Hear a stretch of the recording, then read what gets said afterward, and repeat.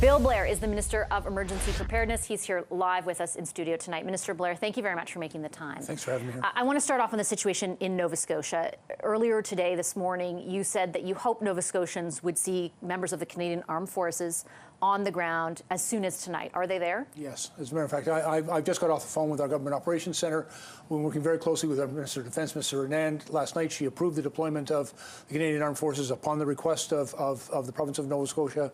We've already been deploying Canadian Armed Forces resources, 4 fire trucks, for example, as a result of an MOU, a Memorandum of Understanding between the City of Halifax and the Canadian Armed Forces. We've been able to deploy those resources. We've also had Canadian Coast Guard helicopters in the air for a number of days, and even some public health agency resources are being deployed in British Columbia. We've received a request for assistance. We're moving as quickly as humanly possible to get those resources into Nova Scotia to help out the people. They're dealing with a very difficult situation down there right now, and we're doing everything we can to help. Can you quantify, Minister, a little bit more of what you mean by that there is a presence there? And I'll tell you, I'm asking, there's probably a lot of people from Nova Scotia watching tonight. Yeah, of course. How many members of the Armed Forces, for example, are there or will be there? My understanding is the Canadian Armed Forces are going to dedicate 100 personnel to these fires. About 35 of them are to be deployed today.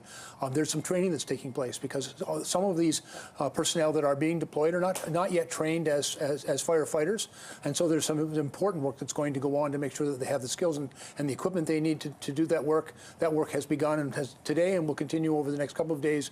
We also know that an awful lot of the people who have been fighting these fires are volunteers, and frankly, they've been working full out for a number of days. We've got to make sure that we bring them some support and relief. You've already mentioned that there are international firefighters that we've arranged through an organization called the CIFC, Canadian Integrated Centre for Forest Fires, where we bring resources from not just across the country, but also from some of our international partners, the United States, Mexico, Australia, New Zealand, and South Africa have all provided us with additional resources. Many of them have already been deployed into Alberta because we have a very significant fire situation there. We are making sure that some of those resources are also available in Nova Scotia. I just want to be clear because we spoke with Premier Houston, for example, last night. I know there's a process that happens here. The province writes to the federal government, says this is what we need, and the federal government responds. His kind of beef with the feds was that, for lack of a better term, was that he thought, okay, that process exists, but can we not get stuff in place earlier? And I know, just let me finish. I know that you said some stuff was already in place. You talk about volunteer firefighters. I think there's 90 fighting one fire in the province. Half of them are volunteers. Was there a way for your government to get stuff there earlier? Did you wait too long? Even though there is a process in place, the situation was obviously pretty critical. Actually, I understand the anxiety and the pressure that the Premier is experiencing, but I want to assure Nova Scotians that our Government Operations Centre, our officials who deal with emergencies right across the country every single day, have been working very closely with emergency management people in Nova Scotia. There's been very close collaboration, helping them get the resources they need and supporting that response. There is actually a process where the province has to request certain assistance. We've been working with the province to help them do that. That letter was received yesterday morning, and we were able to action it before the end of the day. And that's because we've been mobilizing those resources and preparing that response for a number of days. The Premier, I understand the pressure he's under. And at the same time, I want to assure Nova Scotians that we've been working right from the beginning. And it's not just in the immediate response to the fire.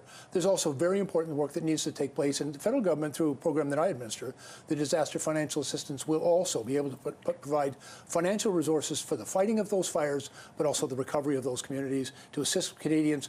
We've also agreed, for example, to a matching program with the province and the Canadian Red Cross to make sure that there's funding available to support community organizations. We do this work in every province and territory right across the country. We do this in Indigenous communities. This is, I think, a fairly novel and unique experience for the province of Nova Scotia, and we've been working very closely with them. Could those members, for example, of the military have been there sooner, bottom line? Well, I'm not able to deploy the Canadian Armed Forces into the province to respond to an emergent situation like that without the province making a request, and so we've been working very closely with them. And as soon as they made that request, we said yes. But we had other arrangements already in place, for example, between the city of Halifax. I mean, Mayor Savage in Halifax has actually been doing a great job and is in regular communication with me. He's asked for some additional equipment, and we're doing everything possible to deliver that equipment to him as quickly as possible. And even if we have to just go out and buy it and make sure it's available to Halifax, we'll do what is necessary to help people through this very difficult time. It's all hands on deck. Everybody's working full out to get this happen. Our officials, I think both federally and provincially and municipally, we've got some of the best people in the country working on this together, and our job as politicians is to support them in every way we can. Okay, let's talk about the bigger picture for a second, because some of the data that we laid out at the introduction to this segment was provided by federal officials today. This is really a historic start to the fire season. And my first question to you is, what is the forecast for the next, month, 2 months? Is it going to be as hot, as dry? And what does that mean for the prospects for the rest of the season? The forecast is based on two things: the conditions that exist already on the ground in provinces and territories across the country, and the forecasted weather conditions. And frankly, both of those do not present a very optimistic picture about the next 4 or 5 weeks in this country. We've already seen, as you mentioned, an unprecedentedly intense fire season, an early start to the fire season, and very intense fires, particularly in Western Canada, in Alberta, Saskatchewan, Northwest Territories, and partly in BC. And now we have seen that those conditions which persist right across the country. We've mapped very carefully and share with our provincial territorial partners what we believe to be the fire risk. The situation, I will tell you, is extreme or high in virtually every part of Western Canada, from Ontario all the way to British Columbia, and remains high in very many places as well in Quebec and throughout the Atlantic provinces. So on the question of resources, which you already said are stretched at this juncture, look, your government from the start of its time in office in 2015 has called attention to the ways in which climate change will affect the sheer volume and the number of disasters that our country experiences. Yet you waited until last fall to release an adaptation strategy, one that is aimed at mitigating the damage that we're seeing unfold here. Would it not have been kind of incumbent on your government, recognizing how much climate change is going to impact people in this country, to come up with that strategy a lot sooner? Well, the National Adaptation Strategy, I'm the one who actually had the opportunity to present it. It's important. We're making very significant investments in creating greater resiliency and helping the country, prepare and respond to these events. But that was not the beginning of our work. We've been investing fairly significantly in firefighter training, for example. And even this morning, Mr. Wilkinson announced another initiative to train literally hundreds of First Nations, Indigenous, and Métis firefighters across the country, and also another program that we're doing with the International Association of Firefighters, who we work very closely with, and they're going to do training for fire services right across the country, dealing with what we call wildfire urban interface. Yeah, and Minister, with respect, sorry to interrupt, I'm not saying you didn't do anything, but I'm saying what you did do still has us in a position today where, as you said in your own words, resources are stretched. Yes, ma'am, they are. And I think it's important to acknowledge we're asking a great deal of our first responders, and they have been responding in an extraordinary way. We've also had to go back to the Canadian Armed Forces and ask for their help. Almost 450 Canadian Armed Forces personnel, for example, deployed in Alberta. And that has an impact on the Canadian Armed Forces. But when these type of events take place, these are naturally occurring events. But what we're also seeing in this country, first of all, an increase in the severity and frequency, and also when they interface with where people live, when communities have to be evacuated. And right now in this country, over 25,000 Canadians have been displaced from their communities. And that's hugely impactful and traumatic for those people. And so it is also incumbent upon us to make sure that we provide the supports for those individuals in evacuation centers, in Indigenous communities. It's an enormous responsibility, and one that we take very seriously, and we're working with our partners in First Nations and in provinces and territories to make sure that we do that right. Respectfully, Minister, my question is whether or not your government took it seriously enough. You have been signaling that the patterns show that the effects of climate change would be worse, and yet you waited a long time before releasing that strategy. I know you didn't do nothing, but at the same time, we are in a position tonight where you are saying there are not enough resources to deal with the situation as it exists, and we know it's going to get worse.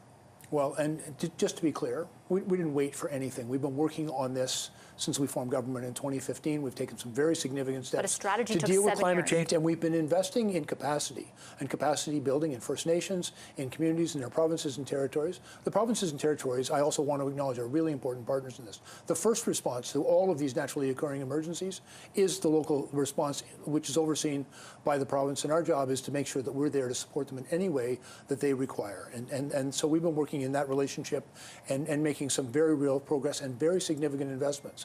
But the situation, as we have acknowledged, is right now increasingly dangerous and deeply concerning. But won't it be worse next year? And are we prepared for that? Well, I'm very hopeful that it's not going to be worse next year. But what we're dealing with right now, we're doing everything we can to make sure that our provincial and territorial partners have the resources they need to respond, to help keep Canadians safe and to support them when these events occur in their communities. And so there's work that we are doing, first of all, to be better prepared to respond to emergencies. There's also important work that we need to do to build greater resiliency in our communities. There are other programs and efforts underway to build greater resiliency in our communities. We're working with local municipalities to improve building codes and where we locate our communities to help them be safer and more resilient, dealing with critical infrastructure right across the country as well, supply chains, power lines, water systems. All of those things are very significant investments, and they're all put at risk by the increased frequency and severity of these weather-related events. It's a big job, but we're absolutely committed to doing it. We're working in partnership with everybody right across the country, and we've got a lot of work to do. Okay, Minister, I'm out of time. Thank you very much for your time this evening. I appreciate it, as always. Emergency Preparedness Minister Bill Blair. Still